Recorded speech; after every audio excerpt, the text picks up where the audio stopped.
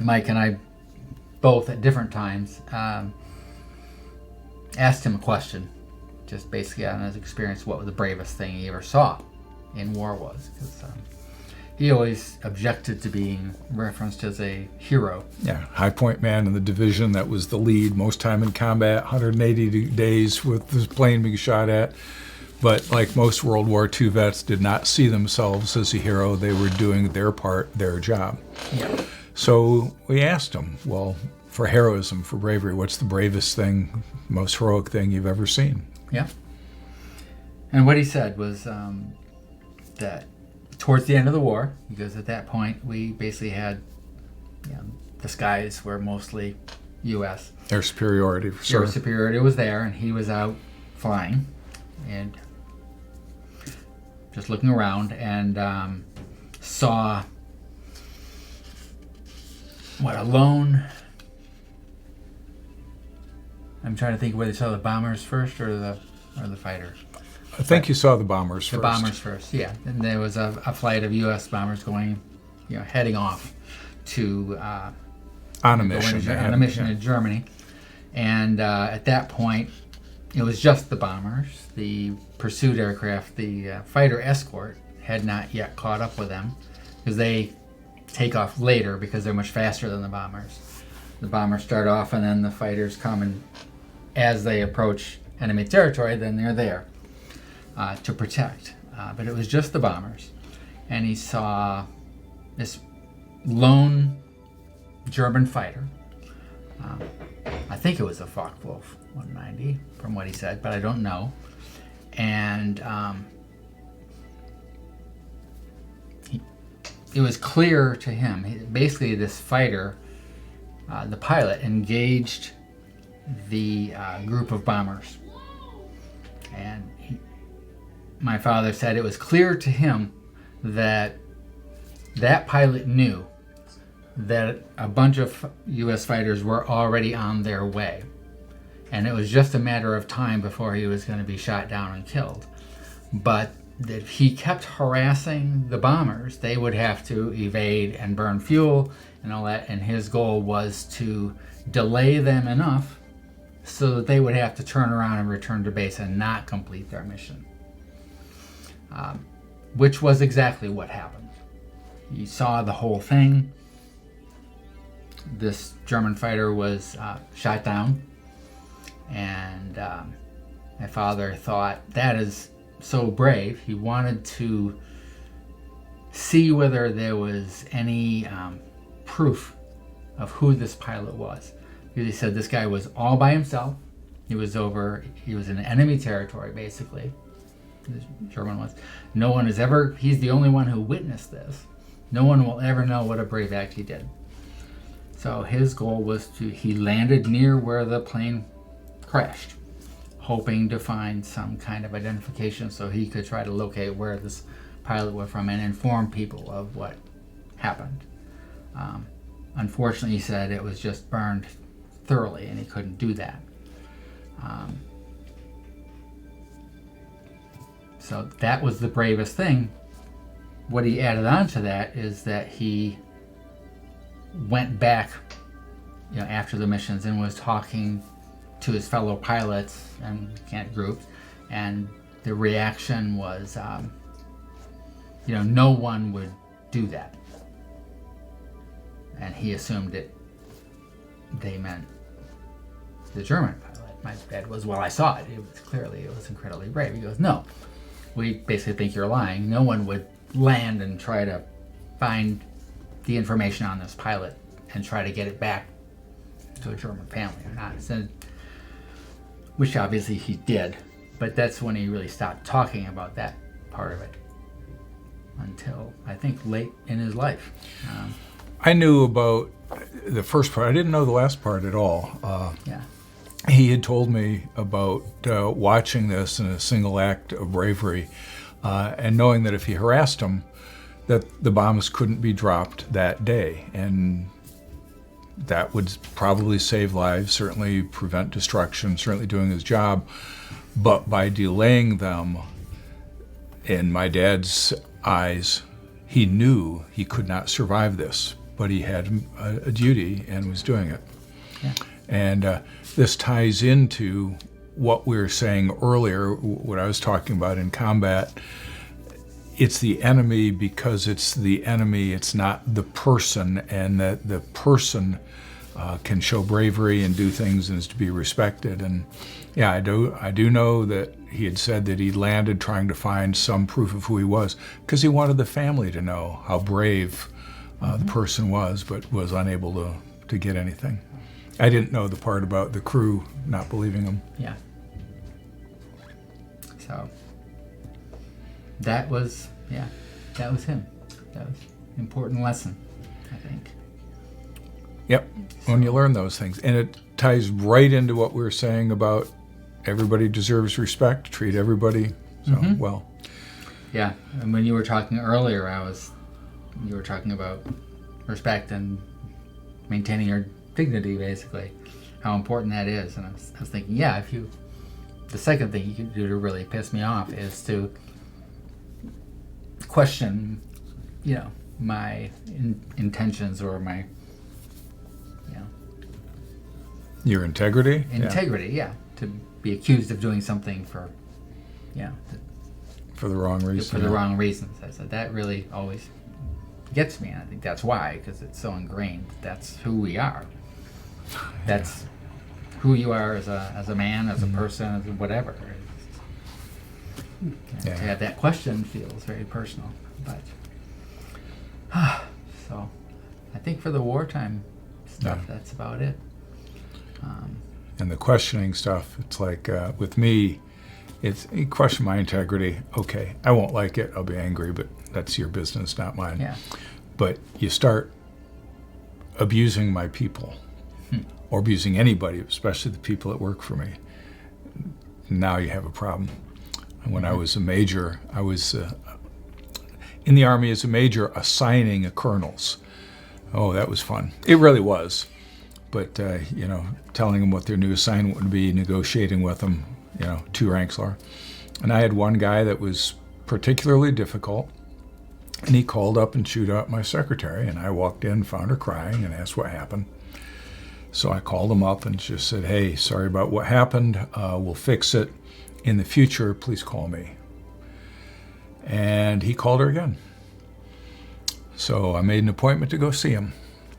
And I looked at his file. Well, I knew his file. I knew who he was. I thought, I will never work for this SOB, and I'm going to do this anyway. So I made an appointment, walked into his office, and we went head-to-head. And the good thing is, it came out of there with he's thinking I was one of the greatest guys in the world. I had the nerve to come in and do it, and I stood up for my people and what was right. And 19 months later, Europe started to draw down, and he was my new boss. Oh, wow. Oh, well, but it worked out very well. Oh. It worked out very well, but no, don't abuse me, but don't abuse my people. I can handle it. Don't abuse my people. Yeah. Don't abuse anybody. Yeah. That's the respect. Right. Yeah. All right. For sure.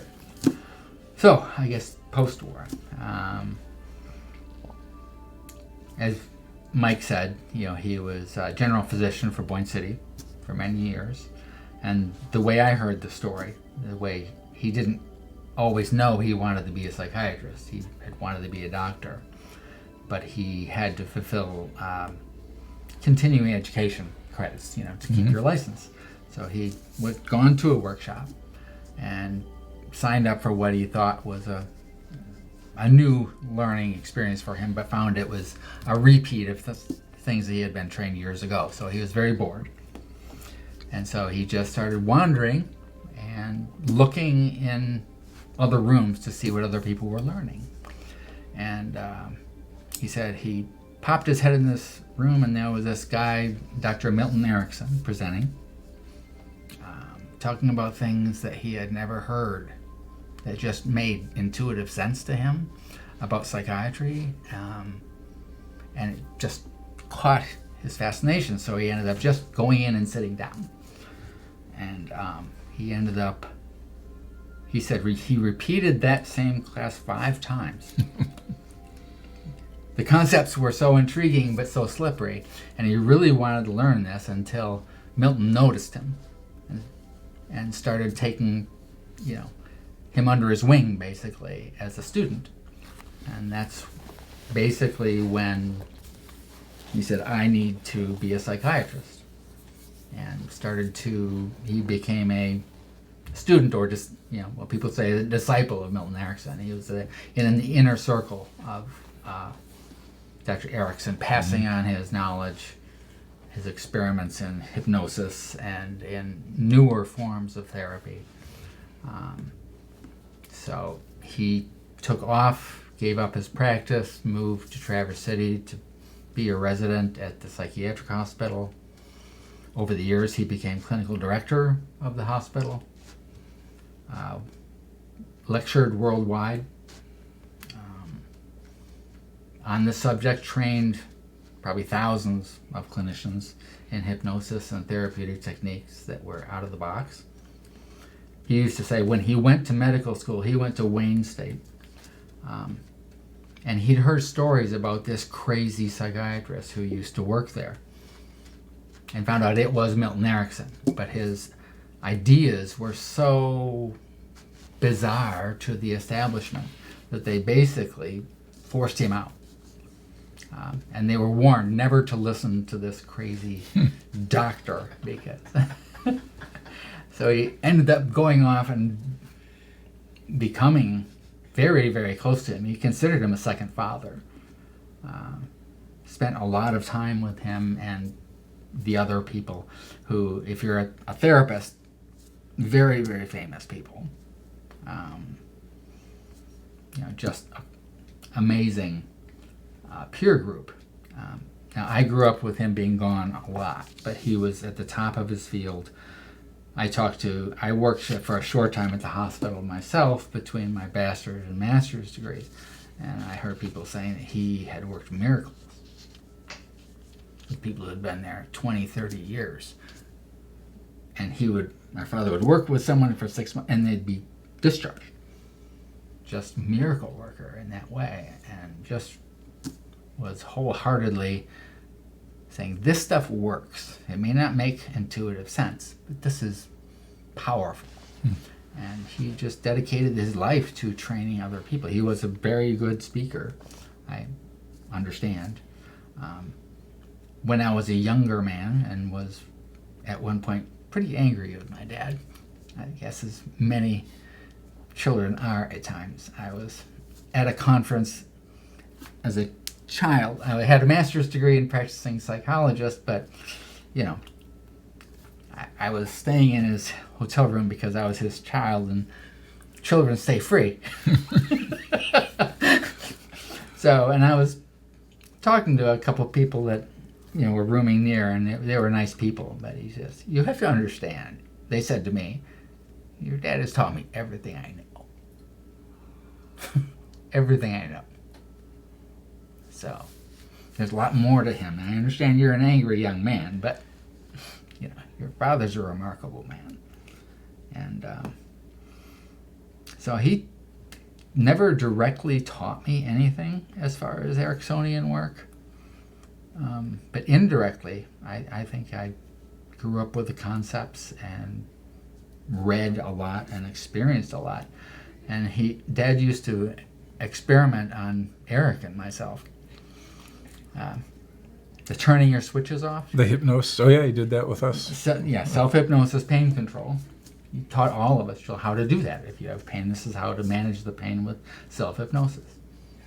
I do that to this day. As do I. Automatically. For a long time, I had all my dental work done without anesthesia because it affected me so much. I still do. Give me a minute. Yeah. I got lazy and stopped. But yes, it's powerful, powerful stuff. So he was well known. He became a president of the American Society of Clinical Hypnosis. And I know that when Milton died, our father went into mourning quite profoundly because he did consider him a second father. But he was a brilliant, brilliant man and helped a lot of people in very unusual ways, just cutting edge, as you know, work. So we knew him as Dad, you know, not as that. I didn't really fully appreciate his work until much later in my life, but I utilize those concepts to this day in this very office, teaching people this bizarre stuff when nothing else is working. This is, try this, and it works. So the legacy lives on. Just, he taught us all to be problem solvers. We grew up with riddles. He would just come out and present us all with a riddle, and we'd be challenged not just to be the first one to solve it, but he always wanted to know how we solved it. And I remember a couple times when he would do that, and all of us would come up with the answer, but the way we came up with the answer was different. Of course, we were all very different ages, and that delighted him. That delighted him that we each had our own unique take on that. Yeah, he was. Yeah, he was very brilliant, very smart man, very proud of his intellect.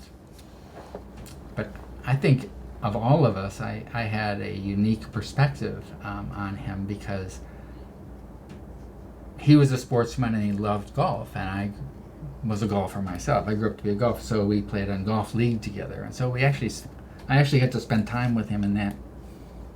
And I can say that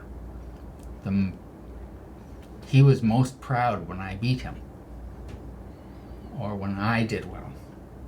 That was much more important to him than him playing well. And so that was a special time. A special time. I remember he took up golf. He was a sportsman. He was a swimmer in high school, and a good one. And he said the reason he stuck with golf is because he couldn't master it. If that says something about him too.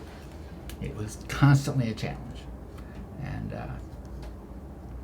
he used to, after he'd play especially badly or something, he would say, "Just remember, Brian, it's only a goddamn game."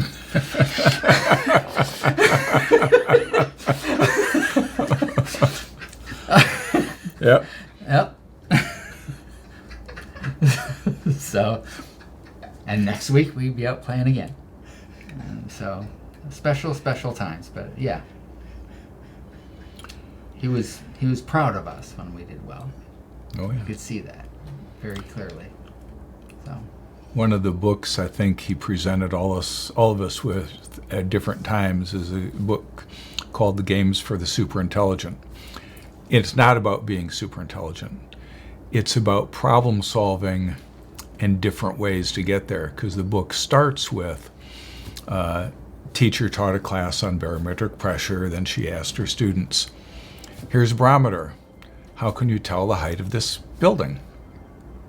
And most of the students used, what they just learned, change the barometric pressure, and the standard rate pressure, per foot. And one student said, "I'd take this barometer to the roof and I'd drop it and time how long it took until it smashed, and then I'd use that." And the teacher got mad at him. Well, it's a completely legitimate means of determining it.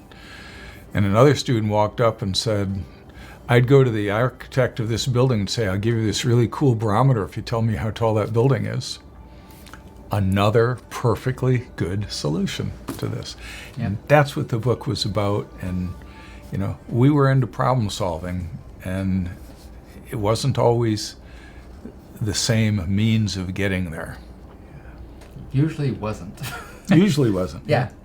If he was delighted by an answer because of his creativity, that's what seemed to me you get extra points if you were especially clever about it and out of the box.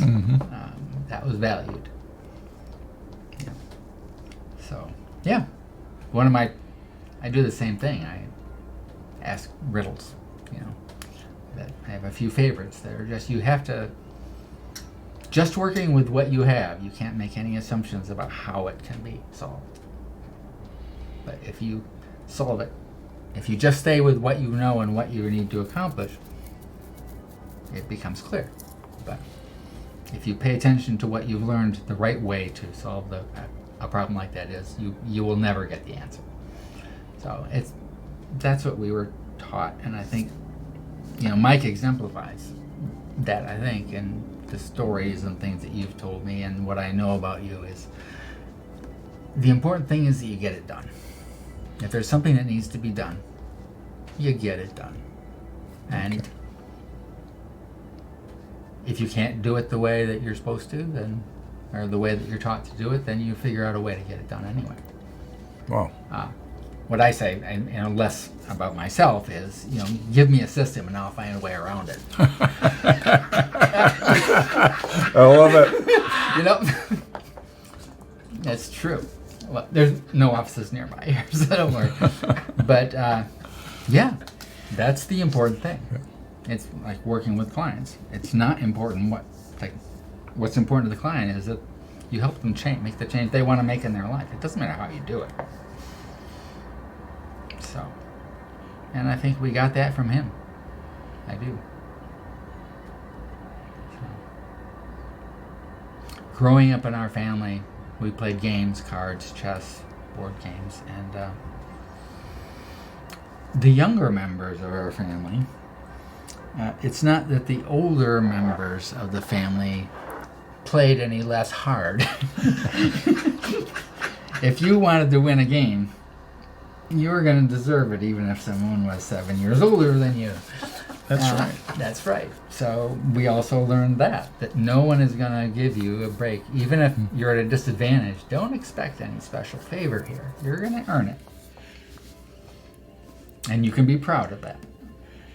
So I remember the first time I beat Dad in chess.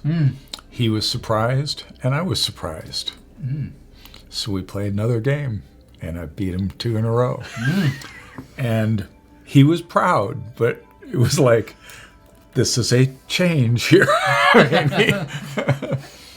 Student becomes the master, huh? Yeah. Yeah, now I've mellowed some there. When my grandson was learning to play chess, and he called me, we'd play over Zoom. He'd be at his house, and we'd do it. And the first 7 or 8 games, I won. And then I would present him with a problem and see, and he was working 3 moves ahead pretty easily and doing some stuff. So I would put myself in a position where if he worked 3 or 4 moves ahead, he could do it. And he did. Wow. So, and he ended up winning. And it wasn't a gimme, but yeah. And his parents said, he came downstairs so proud, I just beat Grandpa in chess. And they called me and said, you let him win, right? I said, sort of. Here's what I did. And then when he beat me outright the first time, I was like, holy crud. I was in college when I beat my dad, and this kid is in elementary school, and he beat me. Yeah. It was cool. It was really neat. Yeah. Yep. Help people fly in virtual and metaphorical ways. Yes, indeed. Yeah.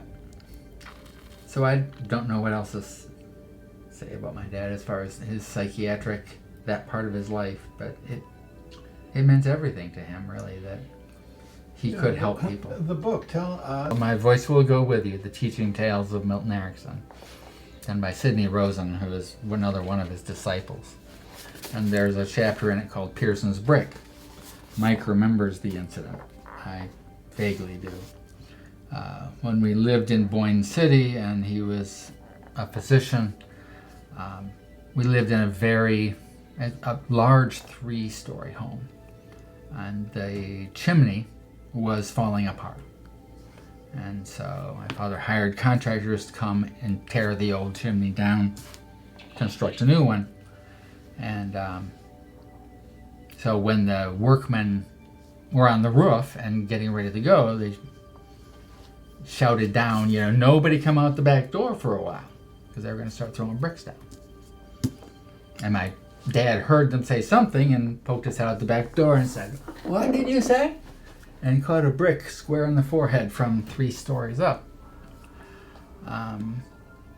He had a pyramid-shaped dent in his forehead the rest of his life.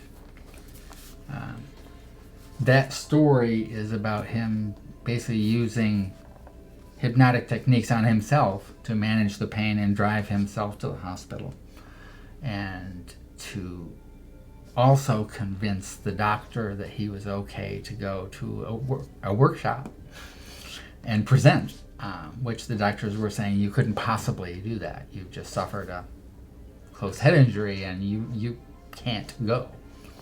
And he basically said, I will, when I come, what do you need me to, when I come back in a few days, what do I need to be able to do to convince you of this? And basically, he was able to do that and attain that. The story in this says that he, remembered everything that the doctors said to each other while they had him under anesthesia and were working on him. I'm not sure that's 100%. He took exception to that. My father did. But it was something similar to that he was able to use those techniques on himself in an emergency situation to get what he wanted. He was good at getting what he wanted. But yeah, and he taught us all the pain management things, and yeah, that's the story. I talked about Len Kiley. Len Kiley had received a call from a gentleman doing research on World War II and the 8th Tank. And Len was telling him his stories, and he told the story about my father, the one I already explained, the 2 Panzers behind the barns. He passed that off to another author that was writing a book, and Bazooka Charlie is about Charlie Carpenter. Charlie Carpenter was a pilot in the 4th Armored Division. He flew the commanding general around, and while the pilots were in England, Charlie, my father, and a few others got together and said, what can we do with our L4s to fight? And they decided to see if they could put bazookas on the wings. And they did. And during the war, Charlie Carpenter actively looked for things to shoot at. He had 6 bazookas on his plane, and he went out there hunting. My dad went out there and took targets of opportunity, but Charlie went out there hunting. Well, Charlie's daughter had explained what her father had done, and she said, people don't believe it. Said, you can't put a bazooka on an L4 or a J3 Cub, and called the Experimental Aircraft Association to see if they had any proof of anything. Well, the guy writing the book on that was told by the guy calling Len Kiley, who called me, and then I told him some of the stories that fit in, and my dad knew Charlie Carpenter. So this book that he wrote is really quite a good book. It's not just about Charlie. It is, but it tells what went on in World War II and the use of the planes and some of the humorous and many of the not so humorous things that they did. And as I say, my father's mentioned that book a few times. Well, after it came out, I called Carol Carpenter Apache, and told her that I bought the book and I read it, and I wanted her to know that my father knew her father. I was the first person to ever do that. She said everything else had been research in what she had, but she'd never been able to talk with anybody that was in a similar situation or knew some of the same stories. So we've talked on the phone a few times. Hopefully she'll be at Oshkosh and we can see her. If not, she lives in Indiana. I'm going to stop by and see her sometime. Yes, that's great. Never pass up an opportunity like that.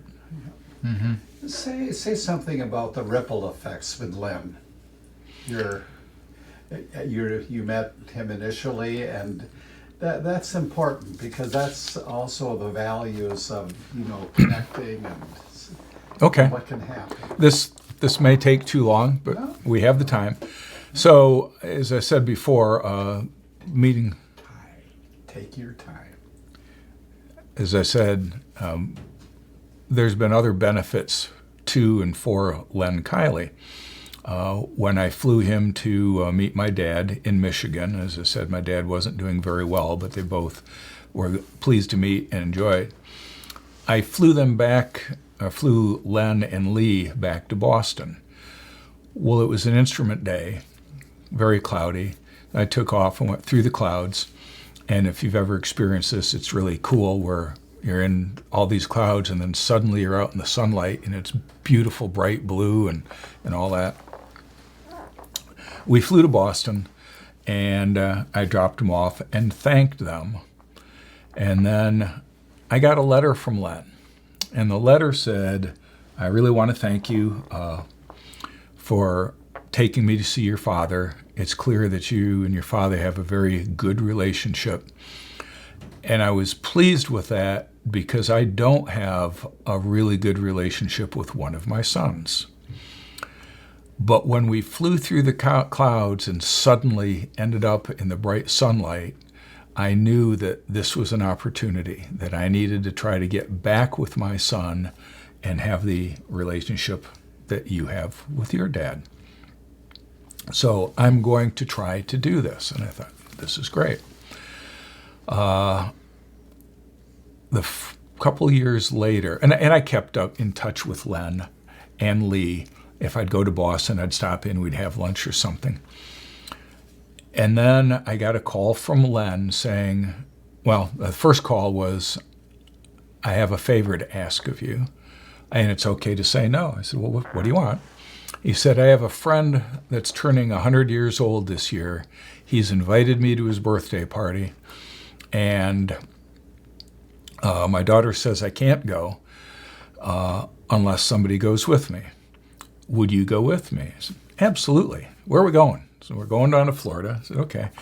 Who's the birthday boy? He said, Al Ertzig. I said, oh, you're battalion commander from the Second World War.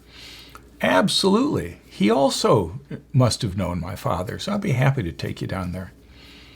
We got down to Al's 100th birthday party, and a very nice, small estate, but clearly an estate. And there was a line, at least 60 people waiting to say hi to Al. So Len and I got in the line, and as we were moving forward, I was watching what was going on, and all these people, Al Ertzig and his wife, were sitting in chairs, nodding, shaking, thank you for coming, that kind of stuff. And I thought, yeah, okay. I mean, the guy's 100 years old, and he's not going to get up, and, it's just all these people thanking him. Mm-hmm. So we get up there. Len starts to say hi. Al Ertzig looks up, stands up, tears in his eyes, and the two of them are now crying together. And all these other people watching, including some people that came to document what, this 100th birthday party and all that, and they talked a little bit about the war, but mostly how great it was that to see each other and how they survived. And of course, I was delighted I was able to help a World War II veteran go through an emotional experience like that. A couple years later, I got a call from Len and said, I have another favor to ask you. I said, sure, what do you need? He says, well, I'm turning 99 in September. My family is throwing a birthday party for me. I would like you to come. Absolutely, I will be there. So I didn't think much more of that other than his 99th birthday and I was going to walk in, or I was going to participate or be there for him. I flew myself up there. I got a cab over to where the party was, and I walked in, and Len is there, and he's smiling, and we're talking, thank you for coming, all that's great. And then this woman pulled me over to the side, and she said, I want to thank you. I said, for what? Well, I'm his son's wife, and they had a very bad relationship, and we tried to fix it, but whatever you said to him worked, because now they have a good relationship and my kids know their grandfather, and thank you for that. And I was like, holy cow, this is pretty powerful, pretty neat stuff. Then when we went to sit down for the dinner, in honor of Len, he wanted me to sit next to him at the head table. I said, no, you got family and all this stuff. He says, no. But I sat next to him because he asked for that. And then they gave him all these presents and talked, and then he got up to talk. And all he talked about was my relationship with my father and what my dad did during the Second World War that certainly didn't say to save his life. There were other ways to do this. But what happened and the bravery and all that stuff. And I thought, holy cow, it's your 99th birthday and you've got all family here. You certainly didn't need to talk about me or anything. Well, the following year, he called and said, I'm turning 100. Can you make it? I said, absolutely. So I went up there and they had this was much more informal, stand up. It was an American Legion Hall with food all around the side. It was really great. So there's no head table or anything. And I certainly talked with Len, but I had so many people come up to me remembering the year before in a positive light. I thought they'd remember it in negative light because Len didn't talk about his family or anything. Yeah. But all these people came up and asked about me and my father. And the first question was, are you the guy that took our grandpa to see the guy with the plane? Are you the one with the plane? And that's what they remembered in this. And it was great. Unfortunately, Len didn't make it to 101, but a number of benefits and thanks and all that all started from going up and thanking somebody for their service. Needed help with a cigarette. Well, actually, didn't. The whole thing about you are enough that we were taught, no matter what you are, I had a hard time believing that about myself for a long time. At that conference, one of them I was at in Phoenix, psychotherapy conference, and Dad and Karen were there and went to this reception of all the people who were presenting. So I was in royalty. I was, Jay Haley and Jeff Zeig, and anybody who was anybody in that world was there in person, just talking. And of course, I just person with a little master's degree, working at Podunk CMH. I'm not worthy, and so I ended up sitting at a table by myself, and then this frumpy middle-aged woman from clearly some Eastern European country, came down. She was 5 foot tall and got dumpy and just said, hey, is anybody sitting here? Nice lady. And we ended up talking for about an hour, just about life. Very nice. And then Jay Haley walks up to her and says, Olga, it's just about time for your keynote address. We should leave. He's like, it was Olga Silverstein. It was all here. Yeah. That I didn't belong. When I thought she was just a dumpy old woman who wasn't a part of the group, then I was fine talking to her and holding my own. So that's when I learned that applies to you too, Brad. You're enough. Yeah. You're enough. I belong to a group of pilots called Quiet Birdmen. They started after the First World War, and it was the pilots that came back that had survived, wanted to get together occasionally and enjoy, their revelry and talk and all that stuff. And the only way you can join this organization is to be a pilot with over 500 hours and be invited. You'll not see advertisements anywhere. You'll not see people talking about it. It's you have to be invited to join. And one of the things, I've been a member for 15 years now, and I took Dad to one of the meetings and let him talk. He loved it and wished he'd been a member, wished he'd known about it before, but Boyne City didn't have a chapter. Yeah.